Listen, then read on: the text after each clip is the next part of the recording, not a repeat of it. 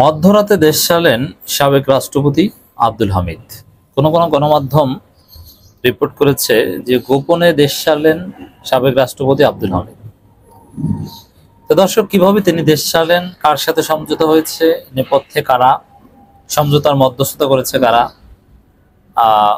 কিসের বিনিময়ে এই সমঝোতা হয়েছে বা তাকে দেশ ছাড়তে দেওয়া হয়েছে, এটা রাজনীতিতে কি বার্তা বহন করে, এটা তাৎপর্যপূর্ণ। একটা বিষয় স্পষ্ট, ডক্টর ইউনূস সরকার আগের মতো নেই। কেননা একজন হত্যা মামলার আসামি, আওয়ামী লীগের যে ফ্যাসিজম বা আওয়ামী লীগের যে গণহত্যা, আওয়ামী লীগের যে ভয়ানক ক্রাইম, অথবা যে মুজিববাদ বাংলাদেশে বারবার এই গণহত্যা ঘটিয়েছে, সেই মুজিববাদের যদি 5 জন টপ লিডার অথবা মহাপুরুষের তালিকা করা হয়, তাদের মধ্যে একজন পড়বেন এই সাবেক রাষ্ট্রপতি আব্দুল হামিদ। তাকে তো আর এমনি এমনি দুধ ভাত রাষ্ট্রপতি বানানো হয়নি। শেখ হাসিনার কাছে, আওয়ামী লীগের কাছে আব্দুল হামিদের অসামান্য অবদান, শেখ মুজিবের যে আকাম, মুজিববাদের যে অপকর্ম, এগুলোতে অসামান্য অবদান থাকার কারণেই আব্দুল হামিদকে রাষ্ট্রপতি বানানো হয়েছে। অতএব আব্দুল হামিদ কে, কি, এই জিনিসটা আগে আপনাকে বুঝতে হবে। ডিলটা কিভাবে হয়েছে, কারা করেছে, কার মধ্যস্থতা হয়েছে, এগুলো বুঝতে হলে আগে বুঝতে হবে যে আব্দুল হামিদ কি। আব্দুল হামিদ ছোটখাটো কোনো এমপি মন্ত্রী নয়। আব্দুল হামিদ শেখ হাসিনার পর ওবায়দুল কাদের বা এই টাইপের দু একজন ব্যক্তি। অতএব আব্দুল হামিদকে সরকার, প্রথমে এটা একটু ক্লারিফাই করে নি দর্শক। আব্দুল হামিদ দেশ ছেড়েছেন। তিনি কি গোপনে দেশ ছেড়েছেন? না, তিনি ওপেনে দেশ ছেড়েছেন। তিনি এয়ারপোর্ট ব্যবহার করে দেশ ছেড়েছেন। ইমিগ্রেশন সব ধাপ যথাযথভাবে সম্পন্ন করে দেশ ছেড়েছেন। আবার তার বিরুদ্ধে হত্যা মামলাও আছে, তার বাড়িঘরেও দু একটা ইট পাটকেলও মারা হয়েছে। তো এই বাস্তবতায় আব্দুল হামিদ দেশ ছেড়েছেন এমনি এমনি না। সরকার ঠান্ডা মাথায় বুঝে সুরে, সরকারের তরফ থেকে, স্বরাষ্ট্র মন্ত্রণালয় থেকে, পররাষ্ট্র মন্ত্রণালয় থেকে বলে দেওয়া হয়েছে ইমিগ্রেশন পুলিশকে, এয়ারপোর্টে, এমনকি তাকে নিরাপত্তা দিতেও বলা হয়েছে যে জনগণ দেখে আবার ডিম বা জুতা টুতা না মারে, এই জন্য ওইভাবে টাইম সিলেকশন করা হয়েছে। এর মানে সরকারের প্রত্যক্ষ পৃষ্ঠপোষকতায়, সরকারের ফোনে, সরকার সহযোগিতায় আব্দুল হামিদ দেশ ছেড়েছে।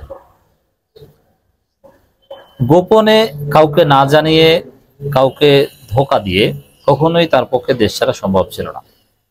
এমনকি আব্দুল হামিদকে দেশ ছাড়তে সরকার এতটাই সহযোগিতা করেছে প্রাণপণে যে মিডিয়াকেও জানতে দেয়নি। কারণ আব্দুল হামিদ এয়ারপোর্টের দিকে যাচ্ছেন অথবা এয়ারপোর্টে অবস্থান করছেন, এখন পর্যন্ত বিমানে ওঠে নাই, এটা যদি বিমানে ওঠার আগে, বিমান ছাড়ার আগে কেউ জানতে পারে, এমনকি বিমান ছাড়ার আগে, টেক অফ করার আগেও যদি কেউ জানতে পারে, তাহলে আমার মনে হয় বিমানবন্দর লোকজন বা ছাত্র জনতা অনেকে বিমানবন্দরে সে নিরাপত্তা বলয় ভেদ করে বিমান থেকে কলার ধরে আব্দুল হামিদকে টেনে ধরে বের করত। এজন্য সরকার বিষয়টা গোপন রেখে তিনি দেশ ছেড়েছেন, চলে গিয়েছেন, এয়ারপোর্ট থেকে তার বিমান টেক অফ করেছে। আমার মনে হয় যে ইমিগ্রেশন প্রসেস থেকে শুরু করে ভিতরে বসে থাকা, বিজনেস ক্লাসে গেছেন ডেফিনেটলি, সব জায়গায় অন্য কেউ যাতে টের না পায়, এজন্য যত নিরাপত্তা বলয় বা যত গোপনীয়তা দরকার সরকারের পক্ষ থেকে সেটা সুযোগ দেওয়া হয়েছে। নইলে এগুলো যদি ফাঁস হয়ে যেত, তাহলে সরকার চাইলেও আব্দুল হামিদকে দেশ ছাড়তে দিতে পারতো না। সাপোজ আমরা জানলে আমরা বিমানবন্দরে ঢুকে যেতাম, কি করতেন, আমাদের পেটাতেন। এটা কি সম্ভব? কখনই সম্ভব না। আমরা আব্দুল হামিদকে ধরতে যাই এয়ারপোর্টে, আপনি কোন পুলিশ, কোন সেনাবাহিনী ঠেকাবে? কেউ ঠেকাতে পারতো না। অতএব এখানে সরকার কতটা গভীরভাবে সহযোগিতা করেছে আশা করি বোঝাতে পেরেছে। যদি ভারতের কোনো বর্ডার থেকে গোপনে যেত বাইতে, তাহলে এটা পালানো ছিল, কিন্তু এটা পালানো না। দর্শক, আব্দুল হামিদ আর দেশে আসবেন না, এটা আমরা নিশ্চিত।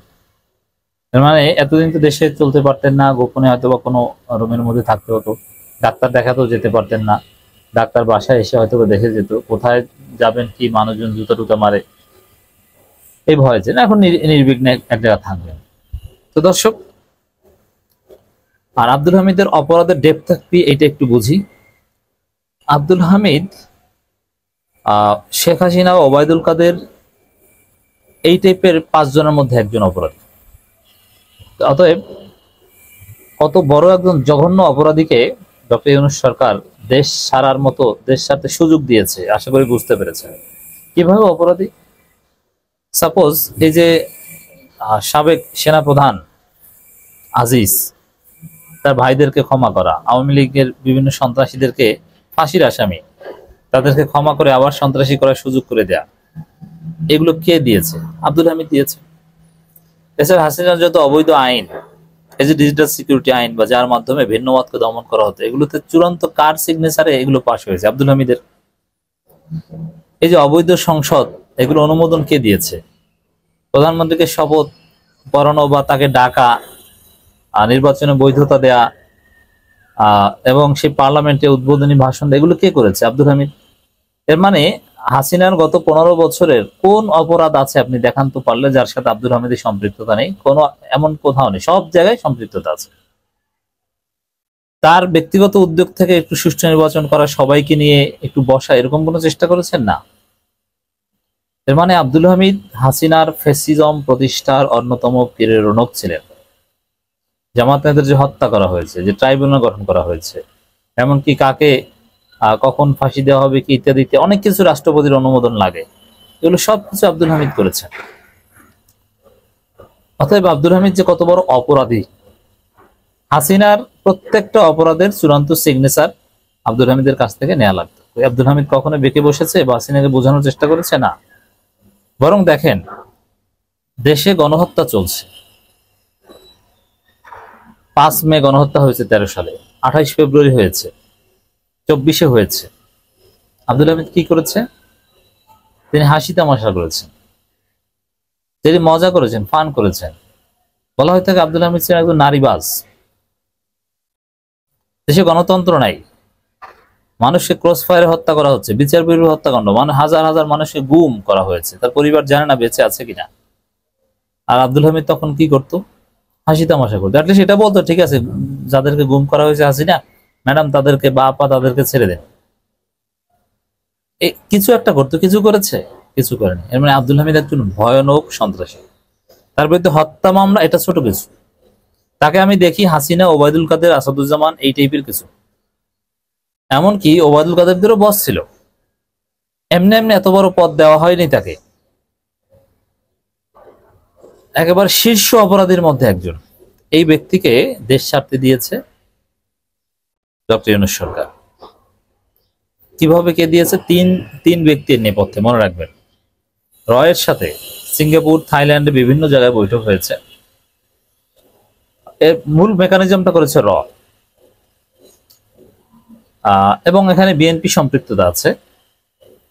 একটা সমঝোতা, আসিফ নজরুল, তৌহিদ হোসেন এটার মূল কিরণক। আসিফ নজরুল, তৌহিদ হোসেন জেনে শুনে এই ব্যবস্থা করেছেন। আর স্বরাষ্ট্র উপদেষ্টা জাহাঙ্গীর আলম, তাকে জাস্ট ইনফর্ম করা হয়েছে। কিন্তু এর যে দর কষাকষি, এই দর কষাকষি তেমন কিছু না, এটা র তাকে ম্যানেজ করে নিয়ে দিয়েছে। তার বিনিময়ে ডেফিনেটলি সরকার কিছু জিনিস পাবে বা সরকারের লোকজন সুযোগ সুবিধা নিয়েছে, অথবা এটার পেছনে হাজার কোটি টাকার লেনদেন হতে পারে। হাজার কোটি টাকা দেওয়া, শত কোটি টাকা দেওয়া, এটা আব্দুল হামিদের পক্ষে কোনো ব্যাপার না। সাবেক রাষ্ট্রপতি আব্দুল হামিদ, তাও যতবার সুযোগ পেয়েছেন ততবার। অতএব এখানে র ম্যানেজ করেছে, এটা একটা বিষয়। আর এখানে হাজার কোটি টাকার লেনদেন বা শত কোটি টাকার লেনদেন হতে পারে, যার ফলে নীরবে নির্বিঘ্নে কাউকে বুঝতে না দিয়ে মিডিয়ার আড়ালে এগুলো সব সরকার করেছে। কারণ সরকারের সরাসরি সম্পৃক্ততা না থাকলে এত গোপনীয়তা আব্দুল হামিদের পক্ষে সম্ভব ছিল না। যেমন বিমানবন্দরের লোকজন এখন ফেসিবাদের দোষের খুব কম। অনেকেই আছে যে এরকম সন্দেহভাজন কাউকে দেখলে বিমানবন্দরের সিকিউরিটি যারা থাকে বা ইমিগ্রেশন যারা থাকে তারাই এটা ধরিয়ে দেয় বা বাইরে জানিয়ে দেয়, পিনাকিদের জানিয়ে দেয়। অথবা আব্দুল হামিদ পারতেন না। সরকার তার নিজস্ব প্রোটোকলে এই ঘটনা ঘটিয়েছে।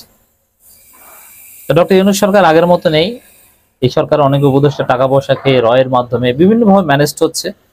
এই টাকা পয়সার বিনিময়ে রয়ের মধ্যস্থতায় আসিফ নজরুল, তৌহিদ হোসেন, এদের মাধ্যমে এভাবে অনেকেই জামিন পাচ্ছেন এবং বাহিরে যাচ্ছেন। হত্যা মামলা থাকলেও এগুলো ব্যাপার না, মানে এইসব মামলা টামলা কিছু না, তিনি ইজিলি যেতে পারেন। এর মানে এইসব মামলার কোনো ভ্যালু নাই, বুঝতে পারছেন দেশটা কোন জায়গায় এসেছে, আমরা কতটা ঝুঁকির মধ্যে আছি।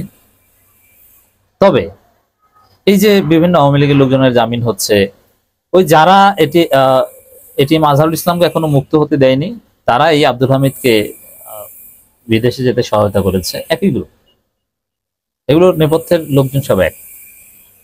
তারাই চিন্ময় দাসের জামিন করিয়েছিল, আবার আটকে গেছে। এখন এই যে পরিস্থিতি, এই পরিস্থিতিতে আসলে নির্বাচন তো সম্ভব নয়, একটা জাতীয় সরকারের প্রয়োজন হতে পারে। কেউ কেউ জাতীয় সরকারের দাবিতে আন্দোলন করতে পারে, কারণ আওয়ামী লীগের শীর্ষ গণহত্যাকারীদের এখন নির্বিঘ্নে বিদেশে যেতে সহায়তা করে সরকার। এর মানে আমাদের একটা জাতীয় সরকার লাগবে।